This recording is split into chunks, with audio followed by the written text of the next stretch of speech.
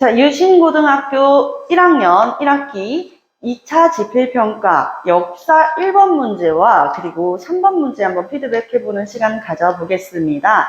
이 문제들은요, 피드백하는 문제들은 실제로 우리 학생들이 틀린 문제를 피드백하는 것이기 때문에 난이도에 대한 이야기는 따로 언급하지 않아 주셨으면 좋겠습니다. 1번부터 볼게요. 밑줄친 다 전쟁에 대해 보기에서 옳은 것만을 고른 것은 아마 실수를 했었던 것 같은데 이 문제는 굉장히 이해를 해보면 충분히 쉬운 문제입니다. 경복궁은요, 갓대 불타버린 것을 흥선대원군 때 중건하였습니다. 현재는 복원사업이 진행 중입니다. 우리가 조선 중기에서 후기 넘어가는 시기, 한마디로 흥선대원군 고종 때까지 있었던 큼지막한 전쟁을 생각을 해보면 세 가지를 꼽을 수 있을 것 같습니다. 첫 번째는요, 임진왜란이고요. 두 번째는 정묘호란, 그리고 세 번째는 병자호란입니다. 그러면 이 시기는 어느 때였을까요? 맞아요. 7년간 지속이 되었었던 임진왜란입니다. 이 경복궁이 불타버렸었던 전투 뭐라고요? 네, 임진왜란이라고요. 임진왜란 때 불타버렸었던 경복궁을 고종, 한마디로 흥선대원군 집권 시기에 왕실의 권위를 다시 부활시키기 위해서 상평통보의 100배의 가치를 가지고 있었던 당백전을 주조해가지고 발행하기도 했었죠. 하지만 실제로 당백전은요, 상평통보 안에 들어가는 이 동이 100배나 들어가지는 않았었어요. 3배, 4배에 그치고 말아가지고 오히려 그 가치는 가지고 있는 실제 가치는 3, 4배밖에 되지 않는데 이게 100배의 가치가 달한다고 하니까 결국엔 시장 경제가 굉장히 혼란해지고 나중 돼가지고는 인플레이션까지 유발하게 되고 말았었지요. 자, 그러면은요, 우리 보기 한번 봐보도록 할게요. 우리 정말 임진왜란 해가지고는 절대 빠질 수 없는 그 장군님이 등장을 합니다. 이순신 장군님이죠. 네, 이순신 장군님과 그리고 또 권율 장군이 이끄는 수군의 활약. 좋습니다. 이것은 바로 정답이 되겠네요. 조금 쉬워요. 자, 니은은요. 왕은 남한산성으로 피란하여 항전하였다. 임진왜란 어느 왕 때 일어났었어요? 선조예요. 선조 때 인물들을 고르거나 선조 때의 우리 조선 안의 모습들을 고르면 될 것 같은데 지금 남한산성이라는 이야기가 나왔어요. 피란을 냈대요. 항전을 했대요. 임진왜란 때 선조는 어디로 피란을 갔습니까? 의주였지요. 남한산성으로 피란했던 것은요. 병자호란이었어요. 그쵸? 후금이라는 나라가 누르하치를 통해서 후금이라는 나라가 세워진 다음에 그리고 나서 홍타이지가 국호를 청나라로 바꾸면서 우리나라에 쳐들어왔었던 게 병자호란이었습니다. 이것은 병자호란이고요. 여러분들도 아시다시피 이 남한산성 우리 삼전도에서 인조가 굉장히 굴욕적으로 309 고두례라고 하죠. 죄송합니다 이야기를 하고 바닥에 이마를 3번 내치는 그런 굴욕적인 모습. 결국엔 나중 가가지고는 효종은 이제 인조 다음에 효종은 어찌 우리 조선의 왕이 이런 굴욕을 맛봐야 되느냐라고 하면서 청나라는 오랑캐다라고 하는 국벌론을 주장하기도 합니다. 조총부대에 맞서기 위해서 훈련도감을 설치하였다. 이것도 정답이 되겠네요. 자, 여러분들 우리 임진왜란 때 우리나라가 정말 절반 이상이 황폐화가 됐었던 그 이유 중에 가장 컸던 건 바로 조총이었어요. 선생님 근데 왜 일본만 조총을 사용을 해요? 이미 이 조총부대는 15세기 때 포르투갈이랑 일본에서 교류를 했었어요. 우리보다 약 한 100년 정도 앞선 거죠. 이 임진왜란 때보다 100년 정도 앞서가지고 일본은 조총을 사용할 줄 알았었고 그렇기 때문에 우리 조선에서는 낯선 무기에 파죽지세로 밀리는 듯한 모습도 있었지만 우리 수군들의 맹활약이 있었다. 그렇고 여기에다가 키워드 조총부대라는 키워드도 있고 훈련도감이라는 키워드도 있어요. 우리 조선이 왜 그렇게까지 임진왜란이 길어졌을까를 생각을 해보면 우리나라에 정말 군대 딱 누가 쳐들어왔을 때 막을 수 있는 군대다운 군대는 존재하지가 않았어요. 왜냐하면은 우리는 평화로운 시기가 굉장히 길었습니다. 그렇죠. 조선이 1392년에 이제 개창이 된 다음부터 쭉 이어져 왔잖아요. 외세 침입이나 침략 같은 게 거의 없었어요. 그렇기 때문에 군대의 필요성을 그다지 못 느꼈다는 것이죠. 그래서 지금이라도 군대를 만들어야겠다라고 해가지고 잠깐 임진왜란이 휴전 협정이 맺어졌을 때 그때 만들어졌던 게 바로 우리나라의 5군형 중 하나인 우리 조선의 군대 5군형 중 하나였던 훈련동합입니다. 이 훈련동합은 쉽게 말해서 여러분들 뭐라고 알고 있으면 된다고 그랬어요? 직업군인으로 알고 있으면 굉장히 이해가 쉬울 수 있다라고 말씀드렸습니다. 그렇기 때문에 이것도 동그라미가 되겠습니다. 전쟁 비용을 마련하기 위해서 당백전을 발행했다. 여러분들 당백전 나 당백전 알아. 상평통보에 100배의 가치가 있지.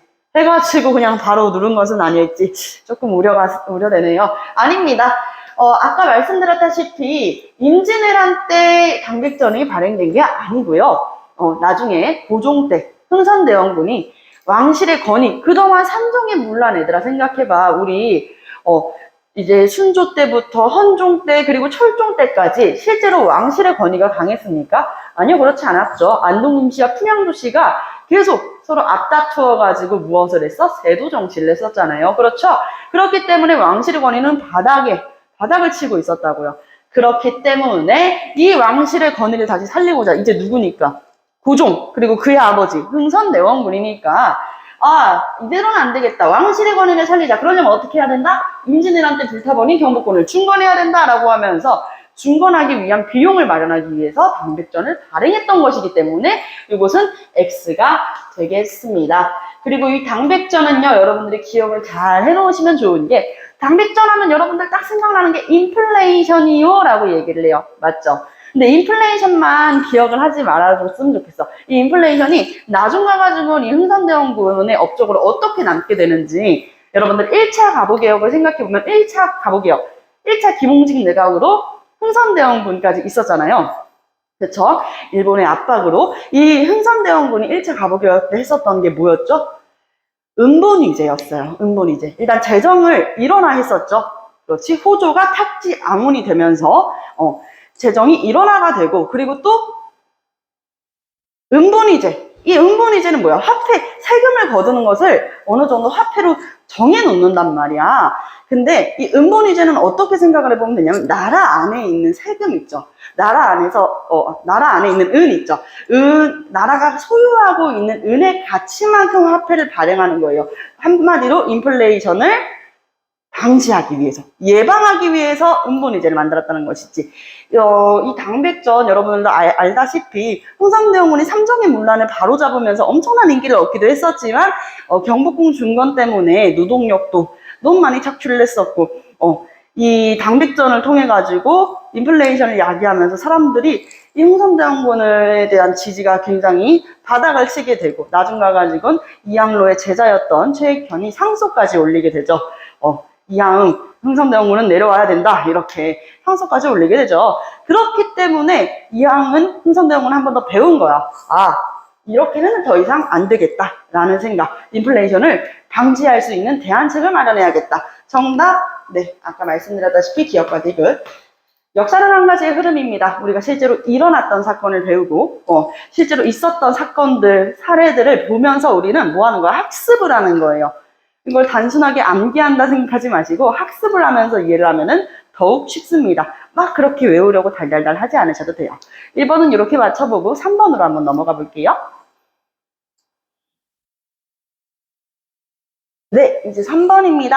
연표 문제네요. 다음 연표 각 시기에 해당하는 설명으로 보기에서 옳은 것만을 고른 것은 우리 연표 먼저 한번 채워봅시다.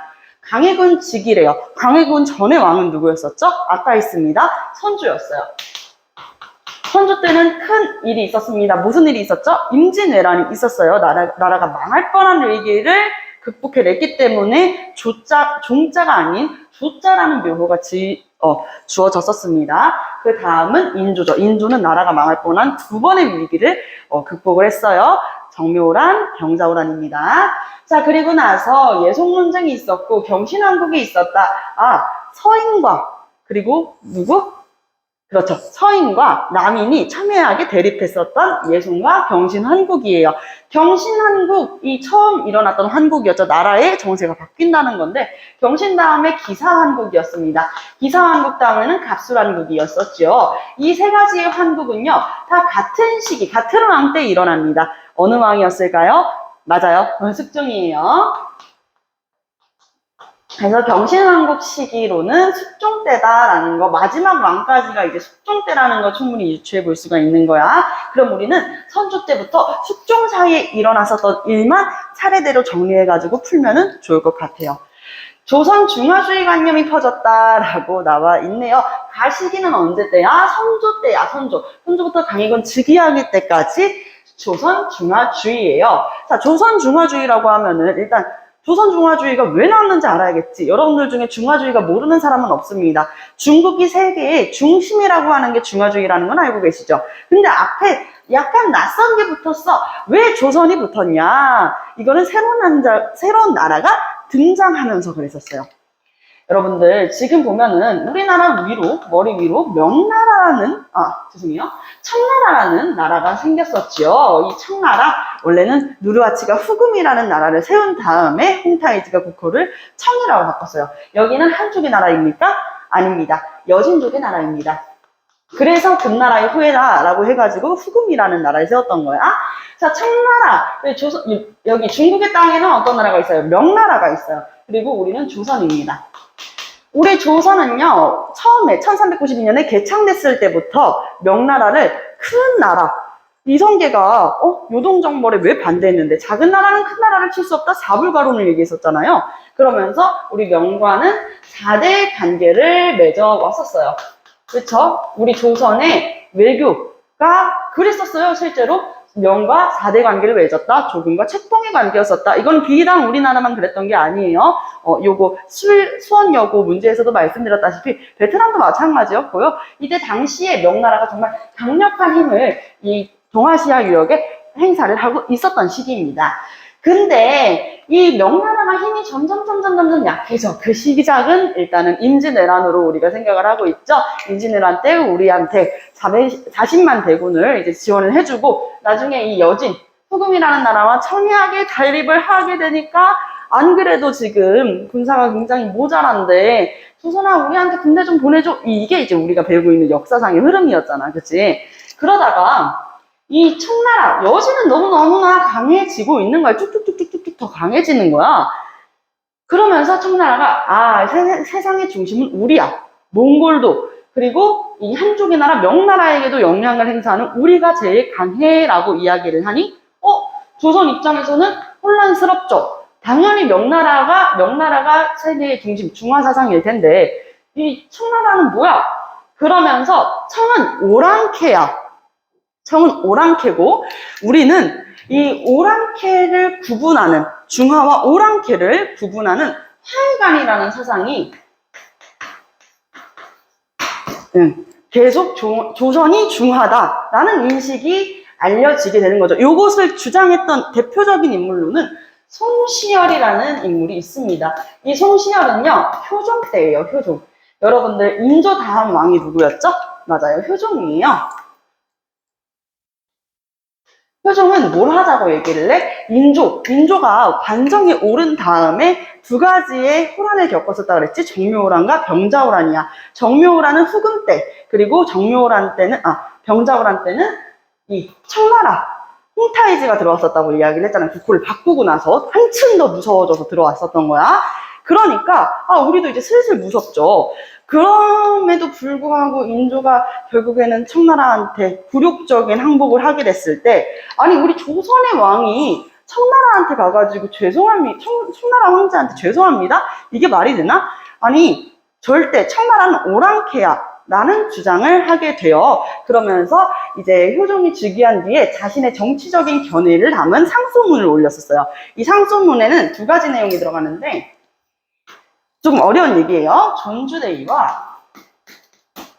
존주대위라는 것은 청나라는 이 정통 중화 왕조가 아니다.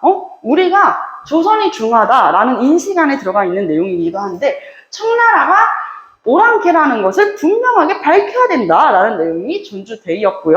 그 다음은 복수설치입니다. 이것도 마찬가지로 청나라, 오랑캐인 청나라와 싸워야 한다라는 내용이 담겨져 있는 거죠. 조선의 중화주의 하면은 송시열이라는 인물을 꼭 기억해 주시면 좋을 것 같아요. 이 사상은 한마디로 언제 퍼졌었다? 어느 때 이후?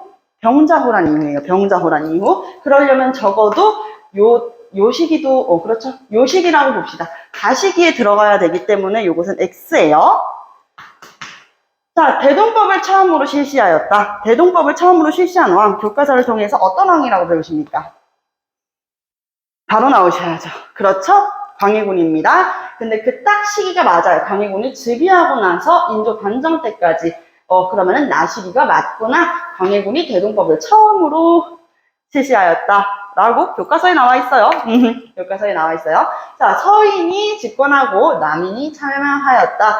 자, 어떻게 서인이 집권하고 남인이 참여하게 됐을까? 여러분들, 붕당은요, 살인 세력 하면 딱 붕당 생각나시죠? 서인과 남인으로 분리가 됩니다.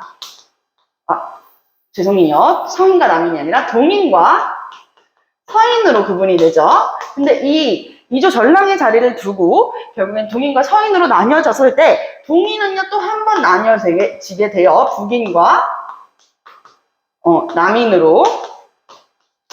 이 북인이 광해군이 즉위하고 나서 광해군을 굉장히 많이 지지하던 북인파예요. 그러니까 광해군 즉위 시절에는 이 북인의 힘이 가장 셌습니다. 근데 광해군은 어떻게 됐어? 군이잖아, 군. 왕자잖아. 왕위에서 끌어내려졌죠. 그러면서 북인이 결국엔 어떻게 됐어? 몰락하게 되면서 이 서인이 주도해가지고 왕위에 앉혔던 사람이 바로 인주였단 말이야. 그러면서 남인은 참여를 했던 것이죠. 이 서인과 남인은요, 다 북인과 광해군을 굉장히 싫어했었다라는 이야기도 선생님 수업 중에 했었어요. 그렇기 때문에, 서인이 인조를 왕위에 앉히게 되면서 이 정치에서 주도하는 것은 서인이었었고, 남인은 참여를 했었다. 이 시기로도 인조 반정 시기죠. 그렇기 때문에, 맞습니다. 인조가 반정에 오르고 나서 더욱 서인의 힘은 강해졌었어요. 그러면서 이것도 정답이 되는 것이고요. 색깔이 또 다르네. 맞는 것이고요. 자, 그리고 붕당 간의 대립을 조정하는 탕평책을 실시하였다. 탕평책은 언제 때예요? 정조? 영조? 우리 영정조 때라고 하고 있습니다. 그러면은 적어도 영조가 나와줘야 되는데 우리 지금 마지막이 어느 왕이에요? 숙종이죠. 아직 영조도 정조도 나오지 않았습니다. 그렇기 때문에 이것은 X 쉽게 풀어볼 수 있어요. 그러면 니은과 디귿이 정답이 되겠네요. 이렇게 정답은 3번. 이렇게 연표로 한번 보고 여러분들 역사 문제 풀면서 시간이 부족하진 않을 거예요. 왜? 내가 흐름으로 정말 다 이해를 하고 있다면 시간이 부족한 일은 없습니다. 굉장히 빨리 풀어볼 수 있는 문제였고 100점도 절대 낮은 배점이 아니었어요. 이해해보고 풀어보면 더 쉽게 풀어볼 수 있었습니다. 1번과 3번 피드백 맞춰보겠습니다. 고생하셨습니다.